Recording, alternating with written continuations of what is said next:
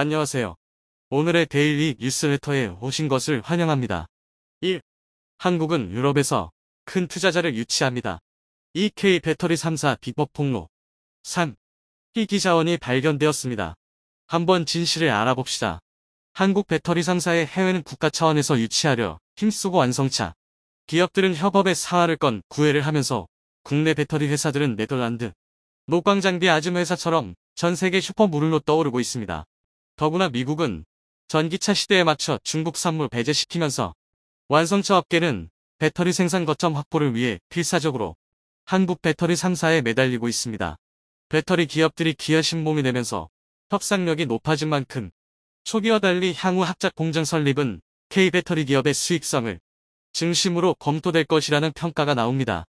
K배터리는 이미 대규모 양산 체제를 구축했고 향후 7, 8년치 일감도 확보해 놓은 상태에서 급할 것이 없기 때문에 협상력에 우위에 서 있는 입장을 보이고 있습니다. 27일 관련 업계에 따르면 GM은 LG 에너지 솔루션이 합작 사제 EV 얼티엄 셀즈 4공장 투자에 미온적인 반응을 보이자 다급한 나머지 삼성 SDI의 신규 파트너십을 적극적으로 요청하고 있습니다. 삼성 SDI는 GM에 납품한 전례가 없고 GM이 선호하는 파워치향 배터리를 양산하지도 않지만 GM은 얼마나 다급했던지 삼성 SDI 방식으로 폼팩터 변화까지 각오하며 협력을 제안한 것으로 알려져 있습니다. GM은 북미 수요의 안정적인 배터리 조달을 위해 4공장 설립을 요청하고 있지만 LG 에너지 솔루션은 특정 고객사의 신규 투자가 집중된다는 점에 부담을 갖고 있는 것으로 보입니다. 이미 다양한 완성차 업체와 투자를 발표한 만큼 선택과 집중을 위해 투자 속도 조절에 나섰다는 게 배터리 업계의 얘기입니다. LG 에너지 솔루션은 GM과 함께 오하이오주와 테네시주에 총 3개의 합작 공장을 짓고 있습니다. 스텔란티스와 혼다, 현대차 등과 합작 공장을 설립할 것이라는 계획도 발표했고 테슬라 전용 배터리 공장도 국내 건설 중입니다. 또한 도요타와 전기 차용 배터리 공동을 위한 업무 협약의 모의 협상이 거의 마무리되고 있다는 소식도 있습니다. LG 에너지 솔루션은 북미 자동차 고객들의 분량이 상당히 견조하다며 이런 상황은 전년 대비 올해도 25, 30% 성장한 매출을 달성할 수 있을 것이라고 자신감을 표출했습니다. 기대에 못 미친 프리-IPO 성적과 저조한 수물이 문제시되던 상황에서 포드와의 터키 JV가 결렬 위기라는 보도가 나오면서 위기론이 점화됐던 SK온에 대한 전망도 비교적 낙관적입니다. 후발주자인 까닭에 뒤늦은 성장통을 겪고 있다는 평가를 받는 SK온을 두고 업계에서는 자금 수울 문제만 해결한다면 LG 에너지 솔루션, 삼성 SDI 등과 마찬가지로 유리한 고지에서 협상을 이끌 수 있을 것으로 보고 있습니다. 또한 현대자동차 그룹이 미국 내 배터리 생산 기지로 SK온과 협업 체제를 발표하면서 SK온은 힘을 얻고 있습니다. 자, GM 입장에서 선택지가 제한적일 수밖에 없는 것은 정치 외교적 걸림돌이 많은 중국 업체나 자국 완성차와 테슬라 대응에도 벅찬 파나소닉은 대안이 될 수 없는 한국 배터리 3사에는 방법이 없었습니다. 얼마나 다급한 상황인지 알 수 있을 정도입니다. 포드도 비슷한 이유로 유럽의 SK온 등과 추진하던 JV가 무산될 위기에 처하자 LG 에너지 솔루션의 손을 내밀었습니다. 북미가 아닌 유럽이기 때문에 중국과의 협력도 가능했지만 유럽도 미국식이라 정책이 남을 가능성이 크고 또 고출력을 요구하는 상용차 배터리 생산 계획을 세우고 있어 한국 기업을 우선시하게 됐다는 후문입니다. 그 외에 다른 방법이 없는 것은 미국에서 배터리를 만들겠다고 청사진을 내걸며 엄청난 투자를 받았던 많은 스타트업들은 아직도 아무런 소식도 없기 때문입니다. 모조리 실패했다는 얘기입니다. 한국 의존도를 낮추겠다며 적극적인 내재화 전략을 추진하던 유럽에서도 한계를 통감하며 오히려 국내 기업 의존도가 점차 높아질 것이란 분석도 나와 있습니다. 배터리가 전기차에서 핵심 부품으로 부상하면서 이를 확보하기 위한 유럽의 몸찍임은 지속되어 왔습니다. 유럽 신규 배터리 업체 중 노스볼트 스웨덴을 위시로 벨코어 프랑스, ACC 프랑스 브리티시볼트 영국, 이타볼트 이탈리아 등 최소 8곳이 전기차 배터리 공장 구축 계획을 발표했습니다. 공장 완공 시점은 지난해 연말부터 2024년에 몰려 있었지만 노스볼트를 제외한 나머지 7곳은 아직 소식이 없습니다. 유럽 배터리 업체들은 그동안 배터리 개발이 지지부진하면서 가뜩이나 어려움에 처해 있는 상황에서 최근 더욱 나빠진 글로벌 금융환경과 에너지 비용, 여기에 미국의 일합법까지 겹치면서 진퇴양난에 빠져 있다는 소식입니다. 개발도 안 되고 있고 설사 개발을 끝내고 양산한다고 해도 이미 유럽의 양산 시설을 갖춘 한국 배터리 기업들을 따라잡기에는 역부족이라는 평이 나옵니다. 대표적으로 폭스바겐이 투자한 스타트업 노스볼트는 지난해 초부터 양산에 돌입했다고 하지만 수물 문제로 아직 성과가 없어 당초 독일에 이 공장을 건설한다는 계획을 포기했습니다. 유럽 내 에너지 가격이 크게 오르면서 공장 건설에 드는 비용이 증가한 가운데 미국의 일합업에 나오자 노스볼트는 유럽 투자 계획을 지연 혹은 중단하고 북미 투자에 나설 것이라는 소문이 자자합니다. 노스볼트에 이어 성공 가능성이 높다고 했던 영국의 대표적인 배터리 업체 브리티시볼트는 심각한 자금 난무를 겪으며 파산 위기에 몰리고 있습니다. 유럽 각국이 막대한 자금을 들여 배터리 작업에 나섰지만 대외 경제 상황과 미국의 일합업 그리고 한국산 배터리 강세 등으로 계획에 잇따른 차질이 생기고 있는 겁니다. 한국 배터리 3사가 유럽에서 신뢰성을 기반으로 한 좋은 성능과 안정된 가격 및 공급 때문에 안정적으로 공장을 가동하고 있는 영향은 새로운 업체가 비집고 들어오기가 여간 힘들 게 아니라는 현지의 평가를 받고 있습니다. 새로운 업체가 이미 시장을 장악하고 있는 기존의 강자들과 견주려면 성능이 멀등하게 좋던가 아니면 가격이 저렴해야 하는데 이미 규모의 경제를 이루고 성능을 인정받으며 새로운 배터리를 연신 발표하는 한국 배터리 3사의 벽을 허물기에는 불가능하다는 것이 업계의 평가입니다. 중국 캐틀 등 세 곳의 배터리 업체들이 유럽에 진출하려고 하지만 유럽도 중국 의존도 탈피 및 견제의 필요성이 계속 대두되면서 미국 일합법과 같은 규제를 마련할 것으로 보이기 때문에 향후 방향이 주목됩니다. 강동진 현대차증권 연구원은 유럽 내 규제가 만들어질 경우 그에 대한 대안은 한국 배터리 3사밖에 없다. 이제는 유럽 내에서도 중국 자본에 대해서 신중해야 한다는 평가에 따라 국내 업체들이 더 유리해지고 있는 상황이다. 고했습니다. 우리 배터리 3사는 이미 확보해 둔 수주 잔고가 엄청납니다. 배터리 시장 조사업체 SN리서치에 따르면 올해 K배터리 3사의 수주 잔고는 1,000조 원을 돌파할 것으로 분석하고 있는데 이는 추가 계약 없이 2030년까지 생산 라인을 가동할 수 있는 물량입니다. 2022년 9월 말 기준 LG에너지솔루션은 2022년 사상 최대 실적을 달성했는데 이는 전년 대비 각각 43.4%, 57.9% 증가한 수치이고 지난해 4분기 20조 원 어치의 수주를 추가로 확보해 지난해 말 기준 수주 잔고는 385조 원으로 올라섰습니다. SK온 같은 해 10월 기준 220조 원 규모, 삼성 SDI는 공식적으로 수주 잔고를 발표하지 않고 있지만 업계는 11월 기준 120조 원 수준의 계약을 확보한 것으로 추산하고 있습니다. 따라서 국내 배터리 3사는 매년 매출 성장 폭보다 더 큰 신규 수주를 확보해 가고 있다고 밝혔습니다. 따라서 올해 말까지 1,000조 원 달성은 어렵지 않다는 것이고 글로벌 경기 침체에 따른 전기차 수요 위축 우려에 대해서도 영향이 제한적일 것이라고 보고 있습니다. 업계 관계자는 수주 계약 시 최소한 물량 보장 조건이 포함돼 있어 실적 하락 리스크도 적다. 고했습니다.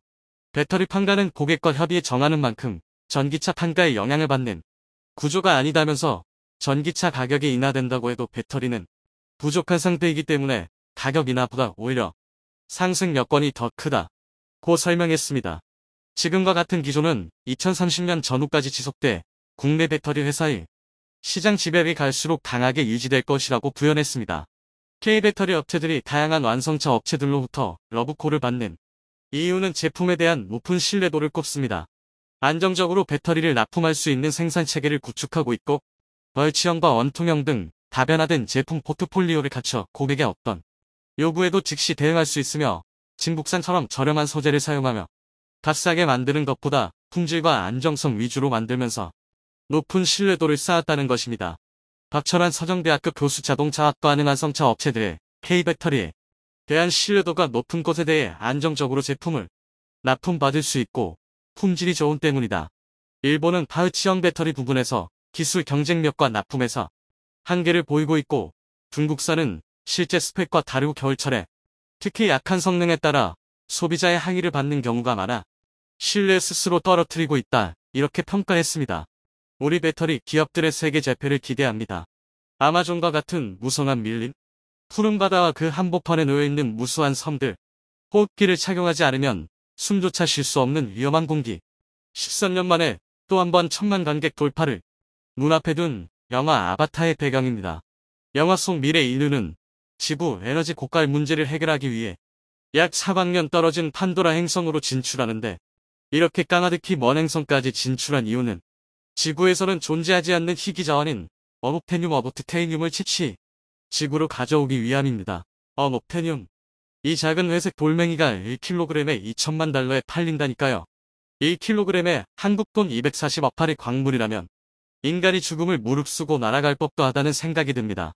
아바타 속에 등장하는 어묵테늄이라는 광물은 소설이나 SF 영화에 등장하는 가상의 물질이자 금속으로 획득하기 매우 어렵거나 설령 얻을 수 있다고 하더라도 이를 추출해내는 과정이 복잡하고 까다롭습니다. 그래서 영화에서나 가끔 다루는데 지구에도 존재하지 않는 것은 아닙니다. 대표적으로 티타늄, 우라늄, 지르코늄 등이 있죠. 그런데 강원도 태백에는 현실판 어묵테늄의 대표 주자인 티타늄이 무려 8,500만 톤 돈으로 환산하면 약 1,200조 원에 가까운 양이 매장된 것으로 보입니다. 한국지질자원연구원이 3년간의 탐사 끝에 태백, 삼척과 경북 봉화 일대에서 어마어마한 광맥을 찾아냈는데, 내년까지 100여 곳에서 본격적인 시추 작업이 시작될 예정이라고 하는데요. DC메터리 채널은 여러분의 댓글과 좋아요를 먹고 운영됩니다. 소설 반지의 제왕에는 미스릴이라는 상상 속의 금속이 등장합니다. 이 이름은 소설을 쓴 톨킨이 상상력으로 만들었는데, 미스는 안개나 잿빛을 의미하고 아라일은 반짝거린다는 의미를 가지고 있습니다. 그런데 이 상상 속의 광물이 각종 판타지 소설이나 게임 등에서 중간계 최고의 광물로 자리매김하게 됐는데, 새털처럼 가볍고 강철보다 강도가 뛰어난 금속으로 모든 종족이 탐내는 광물입니다. 그런데 이 판타지 소설 속에나 등장하는 미스릴은 현대 문명에서 종종 티타늄과 비교됩니다. 지구에 존재하는 그 어떤 물질도 완벽하지 않습니다만 원자 번호 22번의 티타늄은 완벽에 가까운 금속으로 불립니다. 강철만큼 강하지만 무게는 강철의 절반도 되지 않고 녹도 쓸지 않죠. 여기에 빛을 쏘았을 때 화학, 전기적 반응을 일으키는 광촉매 효과도 가지고 있어 항공, 우주산업, 조선업, 군수산업뿐 아니라 골프채, 자동차 부품, 안경테, 인공관절, 인공뼈까지 쓰이지 않는 곳이 없는데요. 특히 가벼움이 경쟁력인 항공 분야에서 티타늄은 독보적인 지위를 가지고 있기도 합니다. 그런데 티타늄은 꿈의 광물이라는 이름에 어울리지 않게 흔한 광물입니다. 금속 중에서 지구의 4번패로 많이 매장되어 있고 일반 흙 속에도 쉽게 발견되죠. 다만 강철처럼 강한 만큼 추출과 재련이 어렵고 얼전도도 낮아 가공이 힘들기 때문에 풍부한 매장량에도 불구하고 가격이 너무 비쌉니다. 일례로 한국은 티타늄을 생산할 수 없어 100% 수입에 의존하고 있는데 한 해 수입 규모만 1조 원에 이르고 있는데 그 원재료 가격은 끝없이 상승하고 있습니다. 2022년 10월 25일 기준 티타늄은 1톤당 76,000 위안이 XW 기준 한국 돈으로 대략 1,500만원 고가에 수입하고 있죠. 잠시 언급했듯 티타늄이 사용되는 분야는 지속적으로 확장 중인 덕분에 전 세계 티타늄 소비량은 연간 17만 톤을 넘어섰는데, 이 중 중국을 포함해 미국, 한국, 영국, 일본이 전 세계 티타늄 소비량의 70%를 차지하고 있습니다. 최대한 저렴하게 티타늄을 확보하는 것이 경쟁력이 된 시대가 도래한 겁니다. 그런데 이 꿈의 금속이 강원도 태백 일대 무려 8,500만 톤 매장됐다는 소식이 전해졌습니다. 강원도 태백 일대에서 티타늄 광맥이 발견된 것은 최근의 일은 아닙니다. 이미 한국지질자원연구원이 2010년부터 5년에 걸쳐 국내 희유금속 탐사 및 활용 기술 개발을 실시하면서 태백 면산 일대에서 티타늄 광맥을 발견했죠. 이후 5년의 시간을 더 투자해 경제성 등을 검토한 결과 광물로서의 가치가 충분하고 개발에 성공했을 때 대박이라는 시그널을 감지했는데요. 더 놀라운 것은 그 매장량인데 8,500만 톤으로 대략 돈으로 환산해도 1,200조 원에 이릅니다. 이에 지난해 3월 31일 지질련은 광산개발 전문기업 경동과 태백 삼척봉화 지역 면산층 티타늄 철 광산지역 광산 공동개발 협약을 체결했습니다. 이 협약과 더불어 지질련이 소유한 광업권에 대한 조광권 계약까지 체결하 경동은 조광권 실시기업의 지위를 확보했죠. 그런데 문제는 까다롭기로 소문난 티타늄 추출입니다. 티타늄 추출은 전 세계에서 미국과 러시아, 일본 등만이 보유하고 있었는데 한국도 2009년 6월 기술 개발에 성공했습니다. 티타늄은 이미 60년 전에 제조 기술이 개발됐지만 가격이 높고 이를 추출하는 것이 어려워 기술 이전이 거의 불가능했는데 60년 동안 고작 미국, 러시아, 일본, 중국 정도가 이를 성공시켰습니다. 한국기계연구원 부설 재료연구소 이동원 박사는 염소가스와 마그네슘의 최적 투입량을 찾아내 스펀지 티타늄을 만드는 원천 기술을 확보해 순도 99.7%의 제조 기술을 국산화시켰습니다. 보통 스펀지 티타늄은 화강암처럼 표면에 구멍이 송송 뚫려 있는데 그 모습이 마치 스펀지 같아서 붙여진 이름입니다. 순수 티타늄을 얻기 위해서는 원석을 가공해 스펀지 티타늄이라는 중간 단계를 반드시 거쳐야 합니다. 원석에서 이를 뽑아내기 위해서는 산소를 제거해야 하는데 문제는 원석 상태에서 산소와 티타늄의 결합이 워낙 강해 고온에서 원석을 녹인다고 산소가 제거되지 않는다는 점입니다. 그래서 산소보다 티타늄과 더 잘 결합하는 대체 물질을 넣어야 하는데 그것이 바로 염소 가스입니다.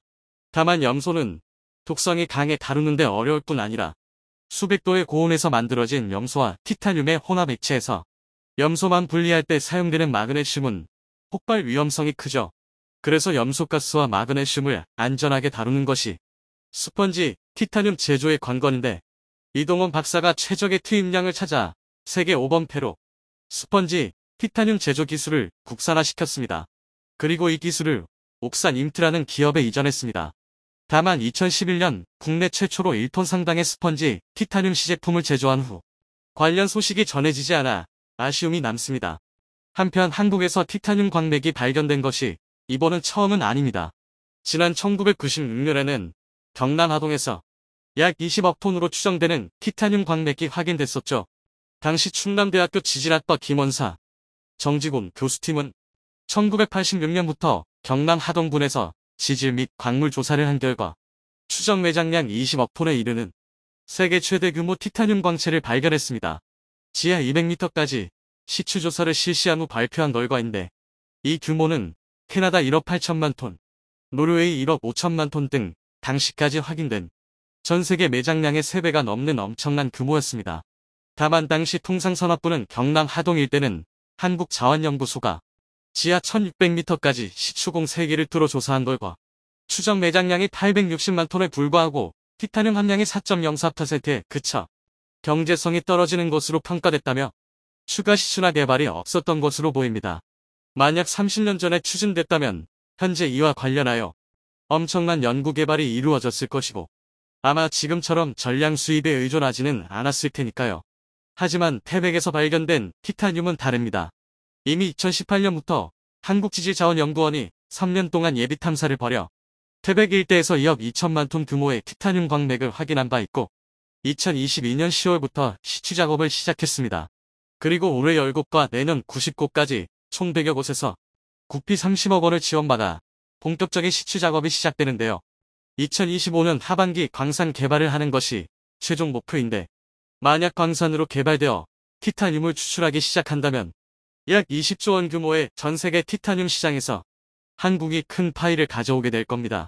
정부 역시 티타늄과 관련하여 본격적으로 연구 개발을 시작할 것으로 보이는데요. 2023년도 예산안에 관련 예산 30억 원을 요청한 것은 물론 산자부는 2025년 실제로 광산 개발이 이루어질 것에 대비해 탐사, 성광, 재련 기술에 대한 연구 개발도 시작됩니다. 물론 100% 수입에 의존하는 희유금속의 국산화라는 말이 조금은 앞선 꿈일 수 있습니다. 다만 그간 자원 빈부구만 알았던 한국 땅에 전 세계 전체 매장량의 3배 이상의 티타늄이 매장됐다는 조사 결과 경남 하동가 있었고 태백의 경우는 조광권자까지 지정해 100여 곳에서 시추가 시작된다는 것은 분명 의미 있는 행보입니다. 현재 태백시는 강한 기대감에 부풀어 올랐습니다. 석탄산업이 저물기 직전까지 태백시 인구는 12만 명이 넘었지만 이제 4만 명 아래로 떨어져 지역 경제가 상당히 어려운 것이 사실입니다. 티타늄 광산 개발로 저물었던 태백시 경제가 다시 살아나고 현재 지역 특성에 맞게 조성 중인 광물자원 특화 산업단지까지 완성된다면 1980년대의 영광을 다시 찾을 수 있을지도 모릅니다. 전국 도시 곳곳이 활성화되고 지역 경제가 살아나야 모두가 잘 사는 대한민국이 되지 않을까요? 최근 황당한 주장이 등장해 대한민국을 괴롭히고 있습니다. 바로 우리 해군이 자칫하면 중국이나 북한에 대한 미사일 한 발에 금멸될 수 있다는 주장인데요. 이 주장의 발단은 바로 우크라이나 전쟁 때문입니다. 현재 우크라이나 전쟁은 무용론 전쟁이라고 불러도 될 정도로 온갖 무기 체계에 대한 검증이 이루어지고 있습니다. 그 중에서도 가장 극단적으로 평가되는 무기 체계가 있습니다. 그것은 바로 미사일과 군함입니다. 매번 새로운 전황에 올라올 때마다 앞장의 끝을 보여주는 러시아군이지만 유감스럽게도 미사일 폭격은 나름의 전과를 올리고 있습니다. 특히 무차별적인 미사일 폭격으로 인한 민간 시설 피해가 어마어마합니다. 일례로 최근 젤렌스키 대통령이 발표한 내용에 따르면 우크라이나의 에너지 인프라 50%가 러시아군의 미사일 공격에 의해 파괴되었다고 하는데요. 전후 사회시설 복구에 참담한 난항이 예상됩니다. 이에 전문가들은 만약 전쟁이 우크라이나의 승리로 끝나더라도 인프라 부족으로 사회 구조가 혼란스러운 틈을 타 러시아의 심리전이 시작될 가능성이 높다고 경고하고 있는데요. 즉 우크라이나가 외부의 공격이 아닌 내부에서부터 무너지게 할 속셈이라는 것입니다. 이는 상당히 설득력 있는 주장인데요. 이번 전쟁을 100년대계의 전략으로 본다면 진정한 승자는 러시아가 될 수도 있습니다. 물론 그때까지 러시아가 붕괴하지 않고 우크라이나가 서방 세계에서 완전히 척을 지어야 한다는 단서 조항이 붙긴 하는데요. 하지만 지금 러시아의 무차별 미사일 폭격은 분명 위협적인 사실입니다. 반면 러시아 해군이 자랑하던 흑해 함대의 강력한 군함들은 속된 말로 팬티속까지 탈탈 탈렸습니다. 특히 러시아 흑해 함대의 기함이던 모스크바함이 고장 nep튠지대함 미사일 2발에 격침당하면서 러시아 해군의 위상은 정말 바닥으로 떨어졌습니다. 심지어 일각에서는 아무리 배수량이 크고 강력한 군함이라도 대한 미사일 공격에는 무용지물이 되는 것 아니냐는 주장까지 나올 정도인데요. 맞습니다. 확실히 군함은 미사일 공격에 취약할 수 있습니다. 물 위에 떠 있다는 특성상 미사일 한 발만 잘못 맞아도 침몰하는 경우가 부지기수인데요. 더구나 모스크바함이 적 미사일을 요격시키는 방공 순양함이라는 것만 보면 군함 무용론이 불거지는 것도 무리는 아닙니다. 그런데 결론부터 말하면 이는 명백히 잘못된 생각입니다. 애초에 모스크바함이 어이없게 침몰한 건 내부에 제대로 된 기만 체계가 탑재되지 않았기 때문입니다. 더구나 그나마 남은 방어 체계는 러시아 수뇌부의 부정부패로 팔아먹을 수 있는 건 모두 팔아먹어 이미 제 성능을 발휘하지 못했는데요. 사실 현대 제대로 된 군함들은 처음부터 대한 미사일에 맞지 않겠다는 각오로 전력을 감화하고 있습니다. 그래서 준비했습니다. 오늘은 대한민국 전투함이 대한 미사일을 방어하기 위해 새롭게 개발하는 무기체계에 대해 알려드리겠습니다. 제2차 세계대전이 끝나면서 전함은 급격한 몰락을 맞이했습니다. 항공모함이 등장하고 로켓, 미사일 기술이 발전하면서 더 이상 강력하고 커다란 대구경 함포가 불필요해진 건데요. 오죽하면 현대 구축함 등의 대구경 함포를 탑재하는 건 과거의 기술이라는 주장까지 나오고 있습니다. 쉽게 말해 실제적인 쓸모보다는 예전부터 사용해왔으니까 탑재한다는 것입니다. 좀 과격한 주장이긴 하지만 이런 말이 나올 수밖에 없는 이유가 있는데요. 바로 기술의 발달로 대구경 함포의 한계가 너무 뚜렷하기 때문입니다. 단적인 예가 러시아의 상징이었던 기함 모스크바의 침몰 사건입니다. 만재 배수량 11,490톤의 모스크바함은 1982년 취역한 이래 무수한 개량을 거치면서 러시아를 대표하는 기함으로 활약해 왔는데요. 이 모스크바함에서 가장 특별한 무기가 바로 AK-130 130mm 이면장 함포입니다. AK-130은 역사상 마지막으로 개발된 이면장 함포로 유명한데요. 특히 이면장 포신에서 쏟아내는 분당 90발의 포탄은 상당히 위력적입니다. 게다가 이 포는 90톤에 달하는 육중함 무게로도 양각이 80도 이상이라 제한적인 대공 포격까지 가능합니다. 단순히 화력적인 측면에서는 명실상부 세계 최강의 함포라고 불러도 손색이 없습니다. 하지만 AK-130에는 치명적인 단점이 있습니다. 다름 아닌 유효 사거리가 최대 30km밖에 안 된다는 것입니다. 수평선에서부터 적을 탐색하는 현대 해전에서 이 정도 사거리는 거의 근접전이라 해도 과언이 아닙니다. 이로 인해 특수한 경우를 제외하면 현대 해전에서 대구경 함포를 사용하는 일은 거의 없다는 것입니다. 반면 대구경 함포의 자리를 대신한 미사일의 사거리는 함포와 비교할 수준이 아닌데요. 일례로 모스크바함을 겹치면 우크라이나군의 넵튠대함 미사일의 사거리는 280km에 달합니다. 이는 모스크바함의 함포에 비해 무려 9배나 긴 건데요. 이 때문에 대한 미사일은 함선을 위협하는 가장 치명적인 공격 무기로 평가받습니다. 더군다나 대한미사일에는 대부분 시스키밍 기술이 적용되어 있습니다. 시스키밍은 해수면 기준 50m에서 최대 2m 이하로 낮게 비행하는 기술인데요. 레이더의 탐지판은 기본적으로 직진의 성격을 갖기 때문에 수평선 아래에 있는 물체를 탐지하는 게 불가능합니다. 그런데 시스키밍 미사일은 수면에 가까이 비행하면서 최대한 오랜 시간 수평선 아래에 머물게 됩니다. 다시 말해 레이더상으로는 아무것도 없던 수평선에서 갑자기 미사일이 튀어나오는 것처럼 보이는 것입니다. 실제로 시스키밍 대한 미사일의 탐지 시간은 미사일의 속도에 따라 다르지만 통상적으로 짧으면 25초, 길어도 180초가 넘지 않습니다. 즉, 이 짧은 시간 안에 대한 미사일을 격추시켜야 하는 건데요. 이 덕에 시스키밍 기술이 적용된 대한 미사일은 높은 고도에서 날아오는 대한 미사일보다 격추하기가 더 어렵습니다. 그러니 아무리 모스크바함이 러시아의 기함이라 하더라도 레이더가 제대로 작동하지 않았다면 이런 넵튠 미사일을 격추하기란 사실상 불가능한 게 단면한데요. 상황이 이렇다 보니 일각에서는 대한민국의 해상 전력에 대한 경고의 목소리가 나오고 있습니다. 과연 모스크바함과 대한민국의 함점이 다를 게 있냐는 것입니다. 심지어 이러다 중국이나 북한에 대한 미사일 한 발에 우리 해상 전력이 봉쇄당하는 것 아니냐는 우려 섞인 주장까지 제기되었는데요. 먼저 결론부터 말씀드리자면 이미 우리 군의 해상 전력은 대한 미사일에 대한 완벽한 대비책을 탑재하고 있습니다. 바로 대한 유도탄 기만 체계입니다. 대표적인 경우만 살펴보자면 우선 세종대왕급 구축함에는 프랑스와의 기술 협력을 통해 국내에서 생산한 카가가이 MK 제프 플레어 발사기가 탑재되어 있습니다.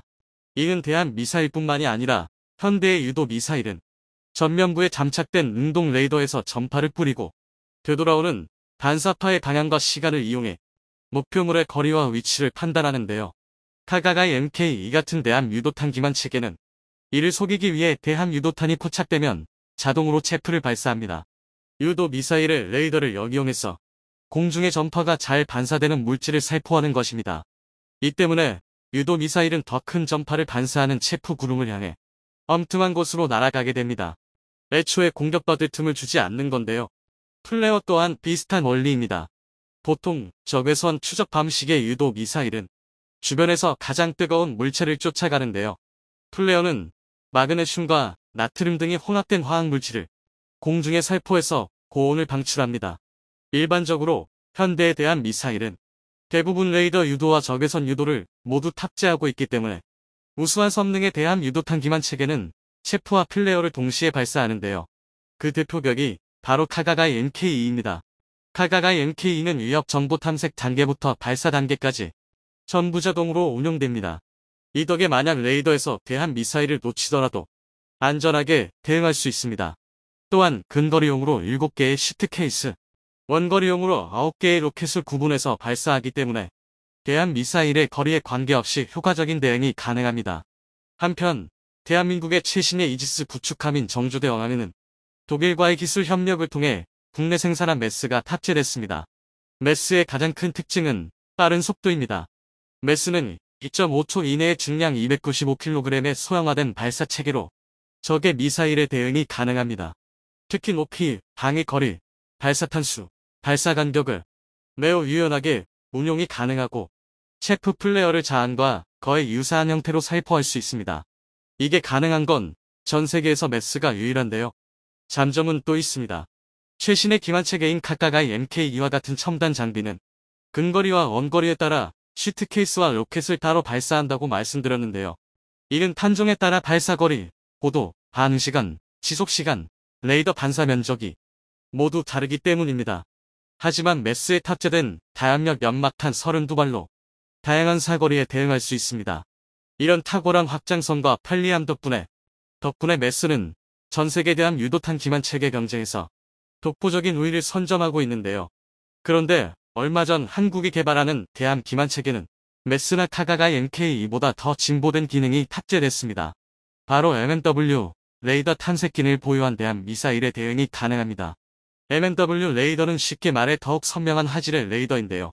그런데 여기서 문제는 2010년 이후에 개발된 러시아, 북한 등의 신형 대함 미사일에 MMW 레이더 탐색기가 탑재된 저망이 포착되었다는 것입니다. MMW 레이더 탐색기가 탑재되면 기만 체계를 구별하는 능력이 획기적으로 개선됩니다.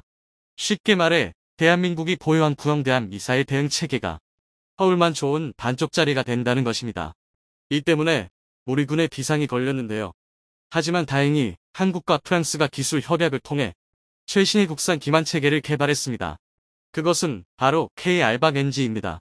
이 대유도탄 기만 체계는 MMW 레이더뿐만이 아니라 고도로 발달한 유도 미사일에만 적용되는 체포인식 기능, 적외선 영상 탐지 기능에 대한 기만도 가능한데요. 이로 인해 현존하는 거의 모든 대한 미사일에 대한 기만이 가능합니다. 2차 세대 기만 체계는 프랑스와의 기술 협약을 통해 생산되었지만 발사, 제어 시스템 같은 핵심 기술이 국산화에 모두 성공해서 향후 어떠한 성능 개량도 우리 마음대로 할 수 있는데요. 사실 그동안 우리 군의 대함 유도탄 기만 체계는 수입에 의존하거나 라이선스 생산에 의존해 왔습니다. 아직까지 대한민국이 한 번도 도전해 보지 않은 체계이기 때문에 현실적으로 기술력이 부족했던 건데요. 하지만 프랑스와의 기술 협력을 통해 차세대 기만 체계인 K-알박NG를 개발하면서 관련 기술을 충분히 습득할 수 있었습니다.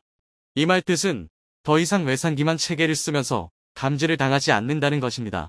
특히 여기서 괄목할 만한 건 국산화뿐만 아니라 적의 변화에 최대한 빨리 대응이 가능해 급변하는 상황에도 효과적인데요. 또 이 기술을 더욱 고도화해 다른 무기 체계에도 적용할 수 있어 우리 대한민국의 국방력이 더욱 향상될 수 있게 됐습니다. 빠른 시일 내에 대한민국의 모든 함선에 우리 독자 기술이 녹아든 대함 유도탄 기만 체계가 탑재되길 기대하겠습니다.